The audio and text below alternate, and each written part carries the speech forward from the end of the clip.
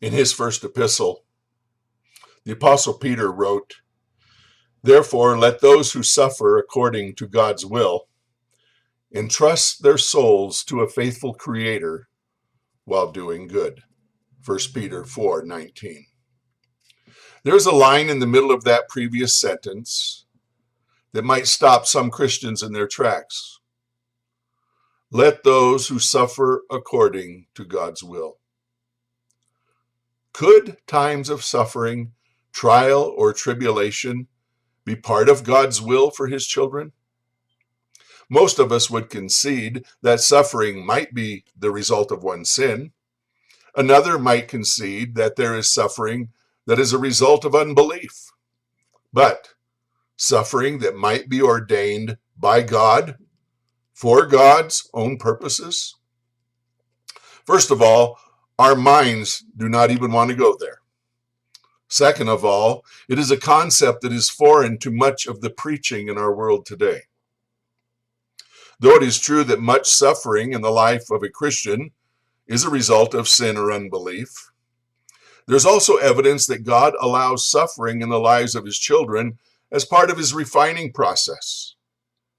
Of this, the Apostle Peter wrote, "Blessed be the God and Father of our Lord Jesus Christ, who according to his great mercy has caused us to be born again to a living hope through the resurrection of Jesus Christ from the dead, to obtain an inheritance which is imperishable and undefiled and will not fade away, reserved in heaven for you, who are protected by the power of God, through faith for a salvation ready to be revealed in the last time.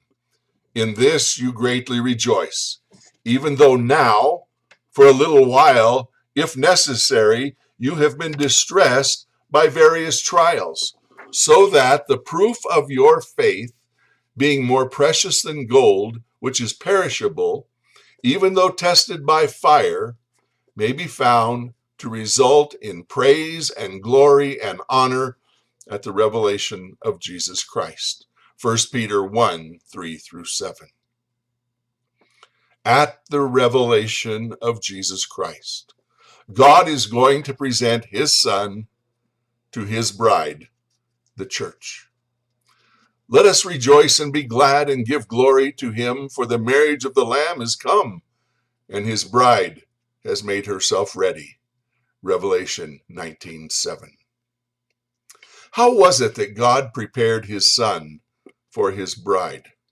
The book of Hebrews says, "For it was fitting for him, for whom are all things, in bringing many sons to glory, to perfect the author of their salvation through sufferings."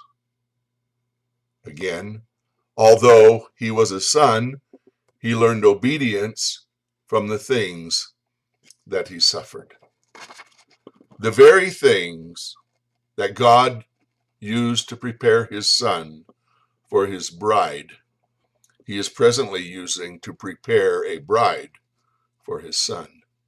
So Peter reminds us, "Beloved, do not be surprised at the fiery trial when it comes upon you to test you, as though some strange thing were happening to you, but rejoice insofar as you share the sufferings of Christ, that you may rejoice and be glad when his glory is revealed."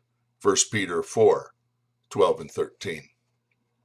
One day, at the marriage supper of the Lamb, the glorified Christ is going to be joined forever with his purified bride, both prepared for one another through sufferings that were according to the will of God.